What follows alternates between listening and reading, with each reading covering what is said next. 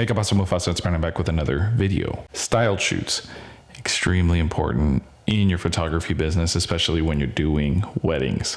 If you're new to photography and you're trying to build up a portfolio and you're trying to show clients what you're capable of when it comes to wedding photography, then a styled shoot is the way to go. What it is, it's a fake couples session. You get together with a planner, you get together with the florist, the dress designer, you find yourself a couple, you find a venue to shoot at, and what you do is you basically do like a fake wedding setup. And then you as a photographer go in and take these photos of a fake couple session with all the vendors that contributed to the styled shoot. Now, the photos that arrive from this styled shoot are used for marketing. Now, the dress designer is going to share the photos, the planner, the florist, the venue, and yourself. And those people will share it on their social media, and it's just great marketing for everybody that is involved in a styled shoot. So that is the reason you want to do it, is instead of paying for marketing yourself, everybody can come together, make a really nice setup, couple session, and get really great photos, and then that will be in turn be used for marketing. So if you're familiar with this channel, I always show people how I do my BTS, how I take my photos, my camera settings, all that sort of thing, but I don't really take people into Lightroom with me and show them how I actually edit these photos. I don't do a lot of heavy Photoshop edits. The reason for this is because a lot of my edits are done in Lightroom. Because I'm editing so many photos, taking 1,500 photos into Photoshop every time to do edits, it's not feasible, it's not practical at all in the least. The only time I take photos into Photoshop is if I need to remove stuff in the background. Let's go into Lightroom really quickly and let me show you how we quickly edit these photos just to kind of give them that little pop. So these are some of the photos. I've already edited and delivered this album. Now I want to show you a couple of things really quickly. I want to show you exactly what preset I'm using to kind of get these colors. So let's start with this picture. I really like this picture. And what we're going to do here, we're going to reset the photo, and this is our baseline. So really quick lighting breakdown as to what we were doing here. To the right of the camera, we have the key light, and the modifier that we're using is a 48-inch deep parabolic softbox with a grid. And the reason we're using the grid is to kind of control the spill of light. We don't want to spill light anywhere. And then as you're going to see back here, we're going to have a rim light or an edge light, whatever you want to call it, a rim light. And this is with a CTO gel to kind of match the background to make it look like the string lights is kind of what's lighting her. And that was placed way back in the back corner, pointing at the back of Laura's head, and that's how we got that edge. So we're only using 2 lights in this shot. The preset that I like to use for shots like this is the Visual Flow Modern preset. The reason I like using Visual Flow for shots like this is because whenever I'm using off-camera flash, which I don't do it too often, but whenever I do, the modern preset seems to make the most sense. Whenever you're using these presets that are geared towards film photography is traditionally natural light.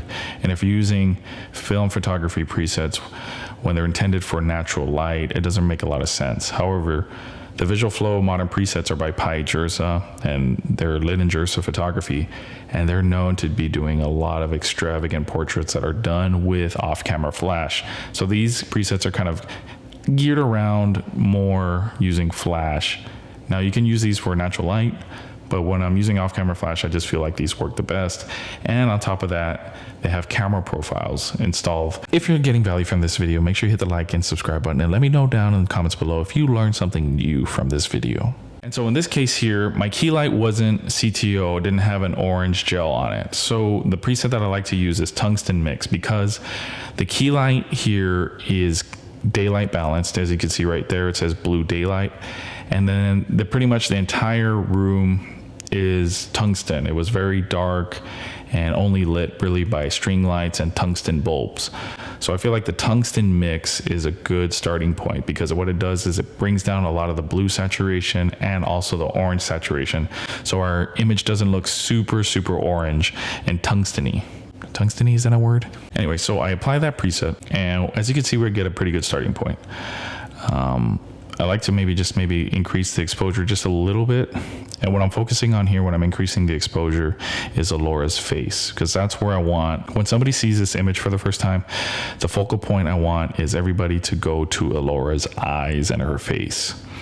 Okay, so I want that kind of to be the brightest part of the image if possible. And we might make a little tweak here. We might bring down the blacks a little bit, but these presets are pretty much straight out of the box. I really don't do a lot of stuff except apply the preset and just kind of adjust the exposure here or there. The white balance, I might bring it down a little bit because it's a little too orange, but right there's fine. We really didn't do much to, well, I feel like now her skin's starting to look a little blue. So let's just go to like 5,000. And right there is perfect, okay?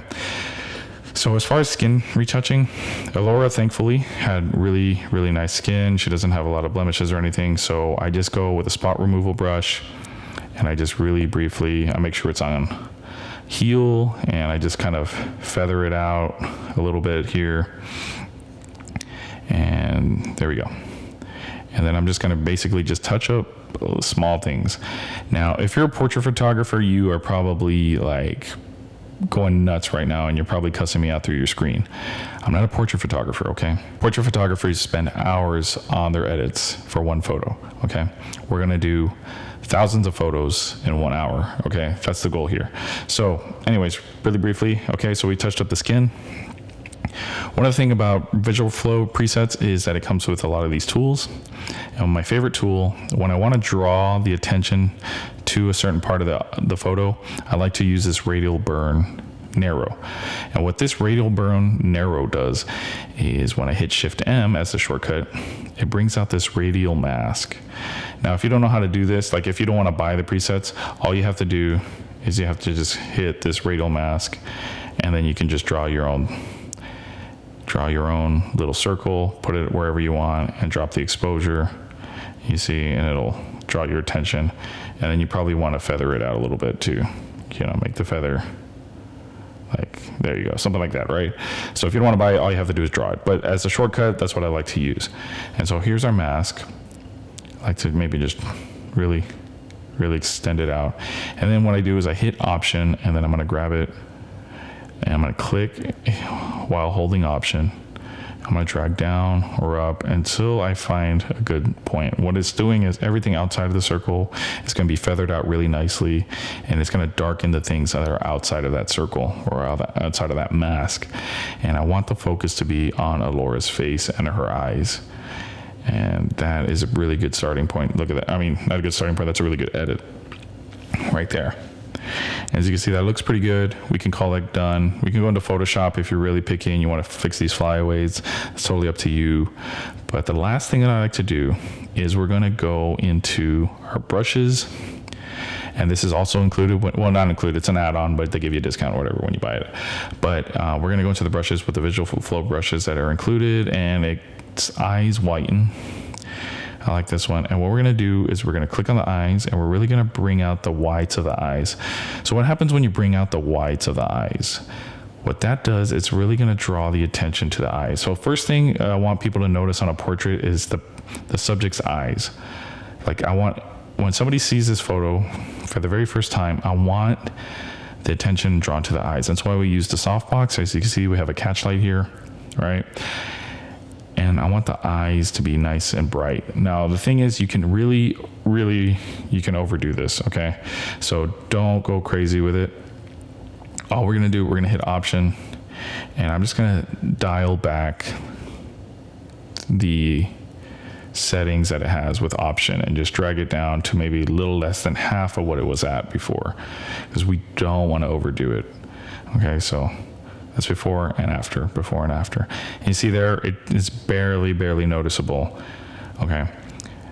Last thing, we're gonna add another brush real quick, and we're gonna do Intensify Iris. Same thing here. I'm gonna go away from the catch light, okay, and I'm just gonna go right around the iris and paint over that. Nothing crazy. Same thing, I'm gonna click Option, hold Option and click. And what I'm gonna do, I'm gonna drag down to about halfway of what it was before, because these can be a little bit intense. Sometimes it works right off the box, but most of the time I have to kind of dial back the settings. And that way we can see the before and after. And all we're doing is we're just making the eyes pop a little bit. Let me show you what that looks like. It just a little bit. I can't stress it enough. When you first edit your portrait and you're doing all these crazy things, it's very easy to go overboard, okay? Little bit makes a lot of difference. And right here, I think this portrait is fine. The eyes are popping. She's got nice catch light in her eyes. We used a radial mask tool to kind of draw in, make everything else around her face darker.